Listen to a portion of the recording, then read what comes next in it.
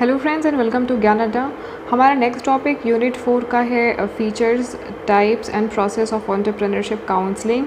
मैं पार्ट 9 आपसे डिस्कशन कर रही हूँ। उसके पहले 8 पार्ट ऑलरेडी मैंने अपलोड कर दिया है। वो वीडियोस अगर आपने मिस किया हुआ है तो पर आई बटन पे क्लिक करके उन लेक्चर्स को ज़रूर देख लेना। मैं डिस्क्रिप्शन बॉक्स में लिंक भी दे दूँगी, आप चाहो तो वहाँ से भी देख सकते हो।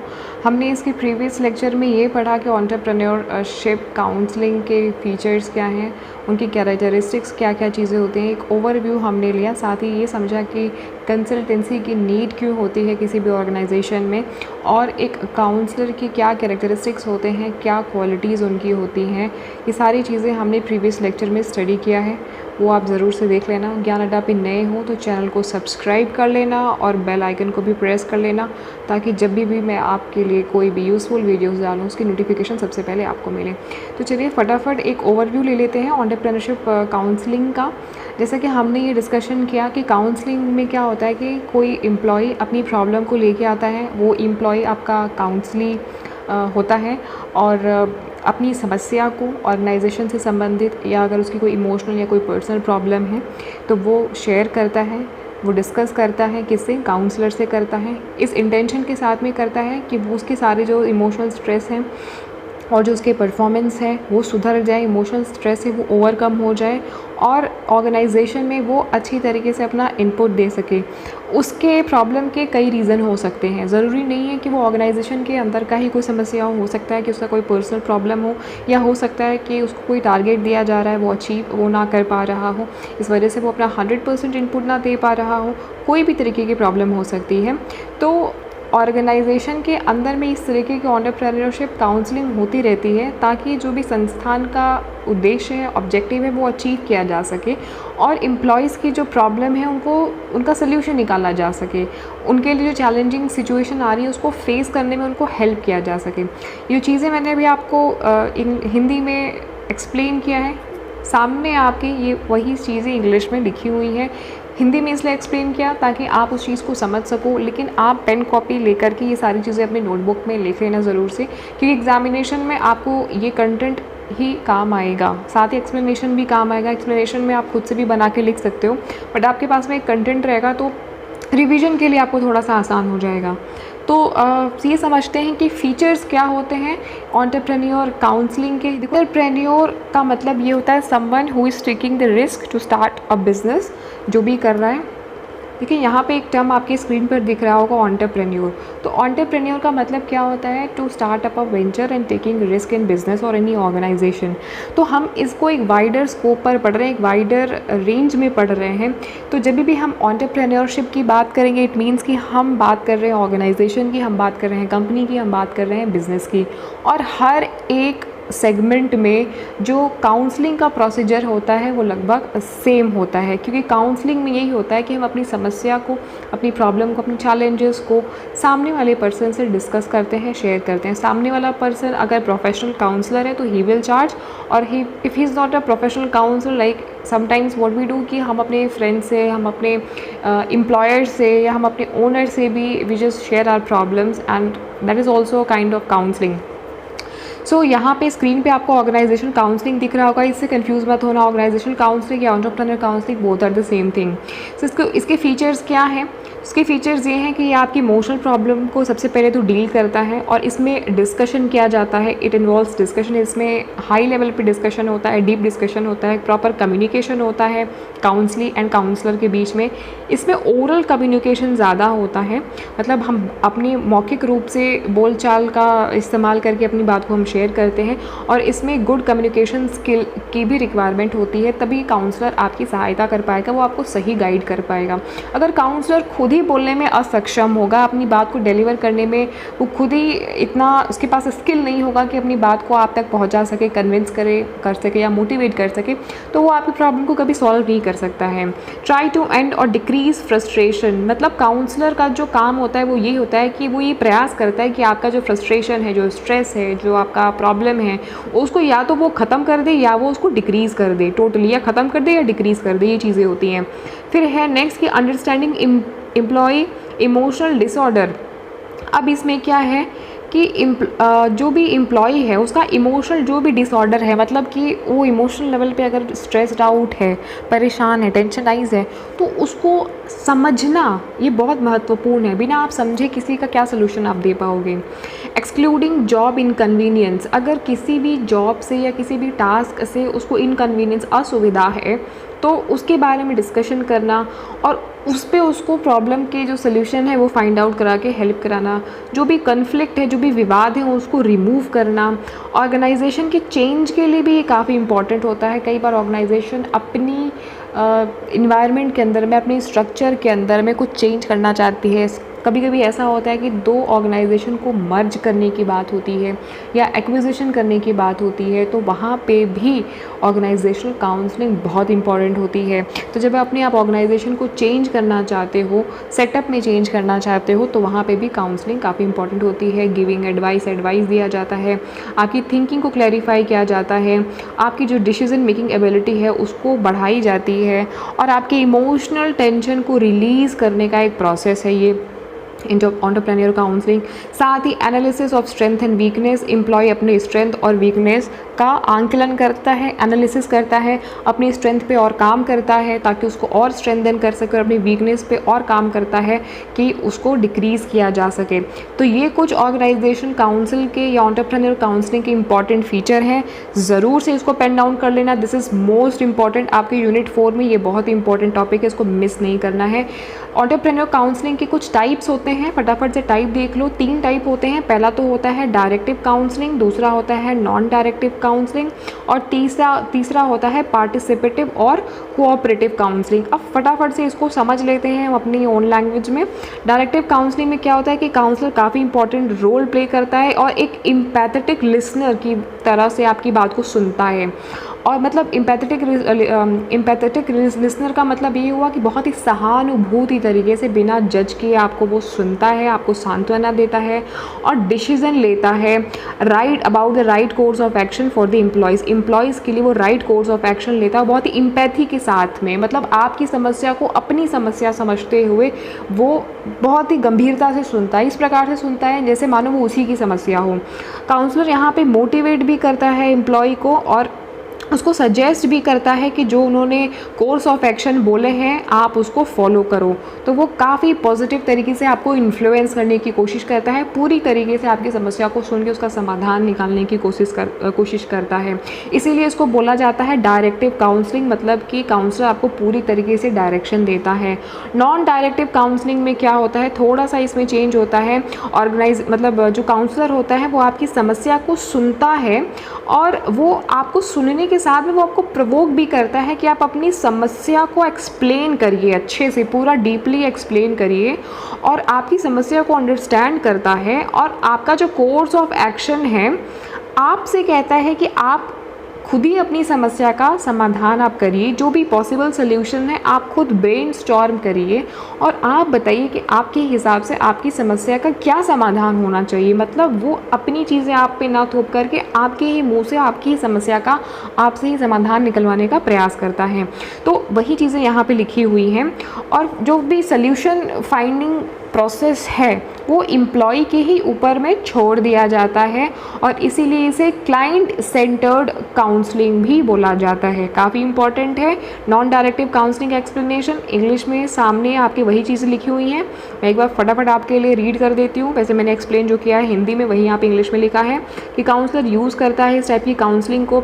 वो ना सिर्फ सुनता है बट वो प्रोवोक भी करता है एम्प्लॉय को ताकि वो अपनी प्रॉब्लम्स को एक्सप्लेन करे। साथ ही दूसरे तरीके से ऑन अंडरस्टैंडिंग द प्रॉब्लम्स को वो अंडरस्टैंड करने के साथ साथ काउंसलर डिटरमाइन करता है, मतलब निर्धारित करता है कोर्स ऑफ एक्शन को, और फैसिलिटेट करता है, मतलब उनको एक तरीके से प्रमोट करता है या उनको सुविधा प्रोवाइड करता है कि जो एम्प्लॉय है वो आइडेंटिफाई करें अपनी जो सोल्यूशन है, खुद पॉसिबल सोल्यूशन को खुद आइडेंटिफाई करें, जो भी उनको प्रॉब्लम्स हो रही हैं उसके सोल्यूशन पे वो खुद काम करें। Since finding solution to problem is left to employ, इसीलिए जो फाइंडिंग होता है किसी भी सोल्यूशन का या प्रॉब्लम का, जो भी फाइंडिंग होता है वो एम्प्लॉय के ही ऊपर छोड़ दिया जाता है और इसीलिए इसको क्लाइंट सेंटर्ड भी बोला जाता है। बहुत ही सिंपल लेमन लैंग्वेज में मैंने आपको एक्सप्लेन किया हुआ है। चलिए नेक्स्ट बढ़ते हैं, पार्टिसिपेटिव और कोऑपरेटिव काउंसलिंग। इसमें क्या होता है, जैसे कि इट इज़ बिटवीन, ये जो हमने अभी दो पढ़ा ये दोनों के बीच का रास्ता है, पार्टिसिपेटिव और कोऑपरेटिव, मतलब कि हमने डायरेक्टिव और नॉन डायरेक्टिव जो पढ़ा ये उसके बीच का रास्ता है।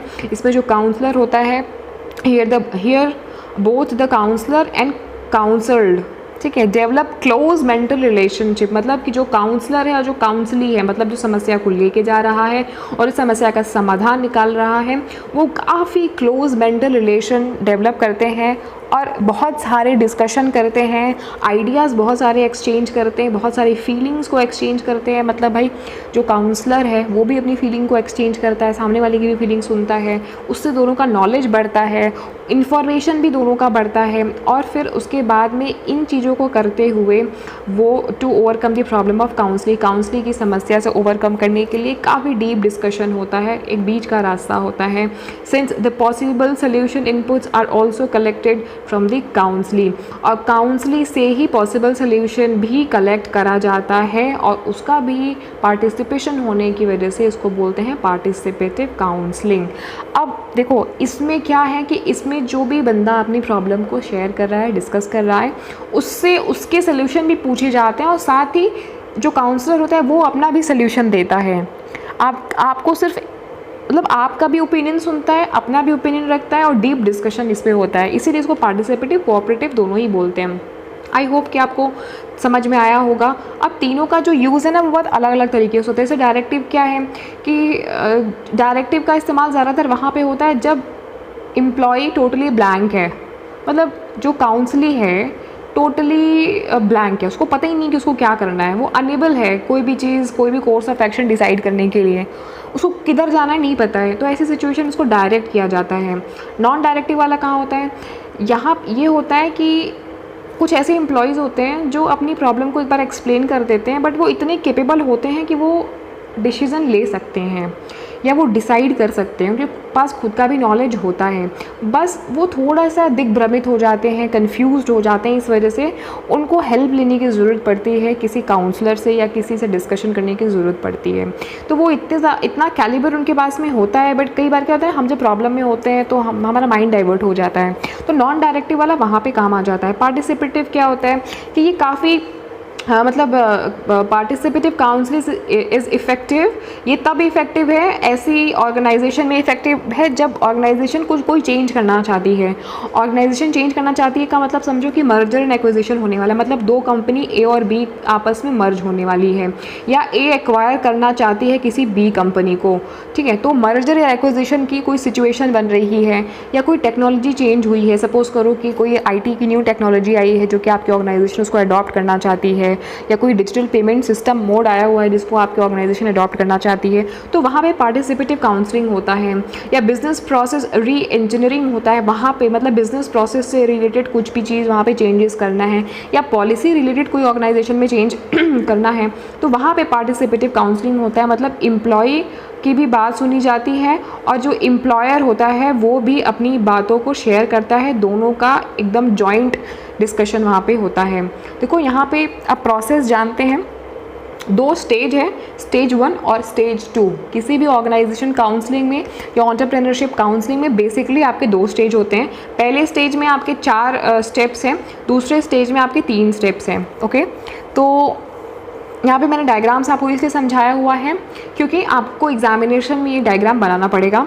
बिना डायग्राम बनाए आप देखो, डायग्राम बनाने से क्या फ़ायदा होगा कि आपका एक तो पेज जो है वो थोड़ा सा कवर हो जाएगा, प्लस आप उसको एक्सप्लेन जब कर दोगे तो वो सोने पे सुहागा हो जाएगा। क्यों? क्योंकि डायग्राम से एग्जामिनर को भी समझ में आ जाएगा कि आप क्या उसको समझाना चाहते हो, प्लस आपका भी काम हो जाएगा। 15 नंबर का क्वेश्चन है तो एटलीस्ट आपको उसमें आराम से 4 पेज तो लिखने पड़ते हैं, मतलब लॉन्ग में आप 3.5 से 4 पेज मान के चलो, 3.5 पेज आपको मिनिमम लॉन्ग में लिखने चाहिए, 3 से 3.5 से 4 तक। तो क्या लिखोगे भाई एक क्वेश्चन में, आप 3.5 पेज क्या लिख दोगे? इतनी बड़ी बड़ी कॉपीज़ होती हैं, लाइंस भी उसमें मेरे ख्याल से बहुत सारी लाइंस होती हैं, 18-19 लाइंस होती हैं, 20 लाइंस होती हैं, तो ऐसा क्या आप चमत्कार कर दोगे कि आपके 3.5-4 पेज भर जाएंगे? चमत्कार ऐसे ही होता है कि आपको फ्लो चार्ट से चीज़ों को एक्सप्लेन करना पड़ता है। फ्लो चार्ट पर आप बनाओ फिगर, और फिगर के बाद में आप उसको एक्सप्लेन करो, समझने में भी आसानी होगी, आपको नंबर्स भी अच्छे मिलेंगे और औरों से आपका आंसर भी अलग होएगा ऐसे ही। तो चलो उस पर नहीं जाते हैं, टॉपिक पे डिस्कशन करते हैं। तो स्टेज 1 में क्या है कि प्रॉब्लम को डिफाइन किया जाता है। प्रॉब्लम डिफाइन मतलब क्लाइंट की जो भी प्रॉब्लम है उसको डिफाइन किया जाएगा, डेफिनेशन दिया जाएगा प्रॉपर उसको कि प्रॉब्लम क्या है। उसके बाद जो भी उसकी प्रॉब्लम है उसके अल्टरनेटिव डेफिनेशन दिया जाएगा, मतलब कि अल्टरनेटिव और क्या क्या चीज़ें उसमें हो सकती हैं वो भी डिसाइड किया जाएगा। उसके बाद में decision to select one definition of problem initially, जो भी प्रॉब्लम है इनिशियली उसका एक सोल्यूशन को डिसाइड किया जाएगा कि हाँ इसका ये सोल्यूशन हो सकता है। फिर क्लाइंट एक्सेप्ट करता है उस डेफिनेशन को, क्लाइंट बोलेगा कि हाँ भाई हमारी यही प्रॉब्लम है। एक प्रॉब्लम बताया, एक प्रॉब्लम को बताने के बाद में जो भी काउंसलर है उसने बोला कि आपको ये 3 प्रॉब्लम भी है जो इससे जुड़ी हुई हो सकती हैं, तीनों में से आपकी मोस्ट फेवरेबल कौन सी है। फिर ये डिसाइड किया जाता है, काउंसलर और काउंसलर मिलकर के डिसाइड करते हैं। फिर क्लाइंट बोलता है कि हाँ भाई ये सी वाली प्रॉब्लम भी हो सकती है, इस प्रॉब्लम के साथ में ये भी हो सकता है। तो स्टेज 1 में तो हम ये चीज़ें करते हैं। स्टेज 2 में क्या करते हैं कि थ्योरेटिकल फ्रेमवर्क पे हम एनालिसिस करते हैं, primary mode of operation select करते हैं और न्यू वेज ऑफ लुकिंग, मतलब एक नया तरीका है जो प्रॉब्लम को सॉर्ट आउट करने का, सॉल्व करने का, उसको देखते हैं। आपको ये नहीं समझ में आया होगा, थोड़ा ही समझ में आया होगा मुझे पता है, इसलिए मैंने आपको एक्सप्लेनेशन भी इसका दिया हुआ है। फिलहाल आप इसका स्क्रीनशॉट ले लेना, इसको अपनी कॉपी में पेन डाउन कर लेना, इसको 1 बाय 1 हम समझते हैं फटाफट। ठीक है, स्टेज 1 में क्या है कि प्रॉब्लम डिफाइंड बाय क्लाइंट। इसमें क्या है कि जो काउंसलर है वो इस चीज़ को कोशिश करता है कि पहले वो फाइंड आउट करे कि प्रॉब्लम क्या है क्लाइंट की।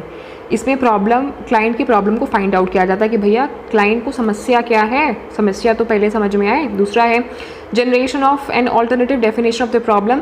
आफ्टर लिसनिंग टू प्रॉब्लम्स को सुनने के बाद जो काउंसलर होता है वो क्या करता है, counsellor thought about how he can counsel him. Counsellor ये सोचता है कि भैया इसकी समस्या समझ में आ गई, अब इसको उसका समाधान कैसे निकालना है, इसको काउंसल कैसे करना है, मतलब इसकी प्रॉब्लम से इसको निकालना कैसे है, और वो आइडियाज़ पे सोचना शुरू करता है। ये प्रोसेस है कि किस तरीके से काउंसलिंग करी जाती है। आपकी प्रॉब्लम सुना मैंने और मैं अब अपने दिमाग में आइडिया सोचूंगी कि आपके प्रॉब्लम को कैसे सॉल्व करना है। ठीक, तीसरे पे क्या आता है कि decision to select one definition of a problem initially, मतलब आफ्टर एनालाइज करने के बाद में, मतलब क्या आपकी प्रॉब्लम को एनालाइज करने के बाद में, आपकी प्रॉब्लम को और मेरे दिमाग में जो चल रहा है आइडिया, वो दोनों को एनालाइज करने के बाद में he should select one definition means a way to handle the problem, मतलब कि अब मुझे एक रास्ता चूज़ करना पड़ेगा, एक वे चूज़ करना पड़ेगा कि प्रॉब्लम को कैसे हैंडल करना है। आपने प्रॉब्लम बताया, पहला मैंने प्रॉब्लम समझा, मैंने आइडिया अपने माइंड में लाया और अब मैं ये डिसाइड करूँगी कि इस प्रॉब्लम को कैसे सॉल्व करना है। आइडिया तो आया बट डिसाइड मैं थर्ड स्टेज में करूँगी कि कैसे इसको हैंडल करना है। फिर चौथे में क्या होगा कि अगर क्लाइंट ने एक्सेप्ट कर लिया वो तरीका जो मैं बता रही हूँ, है ना, जो तरीका मैं बता रही हूँ कि भाई आपका प्रॉब्लम ऐसे सॉल्व हो सकता है, अगर क्लाइंट ने एक्सेप्ट कर लिया तब तो हम सेकेंड स्टेज वाले पार्ट में मूव कर जाएंगे। और अगर क्लाइंट ने एक्सेप्ट नहीं किया, क्लाइंट बोलता है कि नहीं भाई इसमें कुछ ये मैं नहीं कर पाऊँगा या ये नहीं हो पाएगा, ये पॉसिबल नहीं है मेरे लिए, तो फिर मैं फर्स्ट स्टेज में ही रहूँगी और कुछ और नया स्ट्रेटजी सोचूंगी या कुछ और नया आइडिया लेके आऊँगी, राइट, कि भाई मैं इसको और कैसे मदद कर सकती हूँ। तो ये हुआ, अगर क्लाइंट ने एक्सेप्ट कर लिया डेफिनेशन का मतलब ये कि जो मैं प्रॉब्लम का सल्यूशन दे रही हूँ, आइडिया जो दे रही हूँ, अगर उसने उसको एक्सेप्ट कर लिया तब तो हम सेकेंड स्टेज में मूव कर जाएंगे। अब हम एक पॉजिटिव विचार के साथ ये सोचते हैं कि भाई क्लाइंट ने एक्सेप्ट कर लिया होगा सल्यूशन काउंसलर का। अब स्टेज 2 में क्या है, ऑल्टरनेटिव थियोरेटिकल फ्रेमवर्क। अब इसमें क्या है कि counsellor consider alternative theoretical framework to use with the problem as defined. जो प्रॉब्लम डिफाइन हुआ है, मतलब जो प्रॉब्लम समस्या जो सामने आई है उसका थियोरेटिकल, मतलब कि उसको थियोरी बेसिस पे कैसे उसको लाया जा सकता है या उसका कोई अल्टरनेटिव सोल्यूशन भी हो सकता है, उस पर विचार करता है कौन, काउंसलर।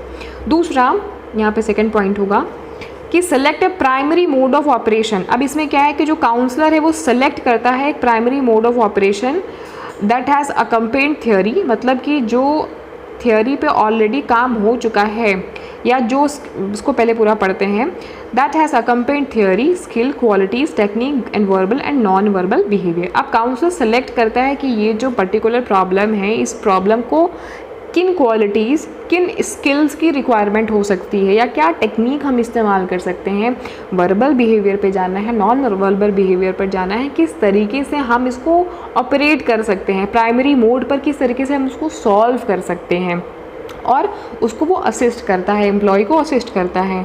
फिर उसके बाद थर्ड में क्या होता है कि counsellor generate new ways of looking. अब इसमें नए तरीके लुकअप किए जाते हैं काउंसलिंग के प्रॉब्लम्स को, उसके इशू को सॉल्व करने के लिए। अब इसमें क्या है कि काउंसलर एंड द क्लाइंट, देखो दोनों चीज़ें आ गई, काउंसलर भी है, क्लाइंट मतलब समस्या जो लेके आया है वो, और जो समस्या का समाधान दे रहा है वो। The counsellor and client examine the definition of problem at issue, potential answer and solution and further discussion. अब इसमें दोनों लोग मिलकर के ये डिसाइड करते हैं कि इसका क्या पोटेंशियल आंसर होना चाहिए, क्या पोटेंशियल सोल्यूशन होना चाहिए, उस पर फर्दर डिस्कशन करते हैं और उसका एक अंजाम पे लेके जाते हैं, समस्या का समाधान की ओर लेके जाते हैं। तो ये दो स्टेज में प्रॉब्लम जो है वो डिफाइन होती है। पहले वाले स्टेज में ज़्यादा जो काम होता है वो काउंसलर का होता है, दूसरे वाले स्टेज में काउंसली और काउंसलर दोनों मेंटली प्रिपेयर हो जाते हैं कि भाई अब हमें पता है कि हमें क्या करना है और हम अब किस तरीके से इस समस्या से बाहर निकल सकते हैं, उस पर हमें ओवरलुक करना है। तो आई होप कि आपको ये समझ में आया होगा कि काउंसलर किस तरीके से काउंसलिंग की मदद करता है, क्या क्या इसमें स्टेप्स होते हैं और किस तरीके से समस्या का समाधान निकाला जाता है। नेक्स्ट लेक्चर में हम पढ़ेंगे इसका मॉडल, एक मॉडल है इसमें आइसबर्ग मॉडल, उस पर भी हम डिस्कशन करेंगे और इसके कुछ मॉडल्स हैं उस पर हम थोड़ा सा डिस्कशन करने के साथ साथ अब इसके बाद जब हमारा एक ही बचा हुआ है यूनिट 4 में एक लेक्चर, उसके बाद हम यूनिट 1 स्टार्ट करेंगे स्टार्टिंग से, मतलब एंटरप्रेन्योरशिप क्या होता है उसके बारे में समझेंगे। स्मॉल बिजनेस काफ़ी इंपॉर्टेंट था और ये यूनिट 4 में टॉपिक था स्मॉल बिजनेस, और इसीलिए मैंने सोचा कि पहले आपको यूनिट 4 कंप्लीट करा देते हैं ताकि आपका 50% जो सिलेबस है वो कंप्लीट हो जाए। यूनिट 4 के साथ में 50% सिलेबस आपका कंप्लीट हो गया एज़ पर योर जो भी सब्जेक्ट का नाम है। सब्जेक्ट का नाम क्या है? Entrepreneurship and small business. 2 part में है आपका सब्जेक्ट, एक एंटरप्रेन्योरशिप में है जिसमें स्टार्टिंग की 3 यूनिट है और दूसरा है स्मॉल बिजनेस जिसमें कि जो 4th यूनिट है वो आपका स्मॉल बिजनेस पे है। तो 50% आपका ये वाली यूनिट कवर करती है, इसलिए ये समझना आपको सबसे ज़्यादा ज़रूरी था। तो thank you for watching today's lecture. I hope कि you have enjoy this session. कैसा लगा आपको सेशन आप कमेंट बॉक्स में लिख के ज़रूर बताइए। मिलते हैं हम नेक्स्ट लेक्चर।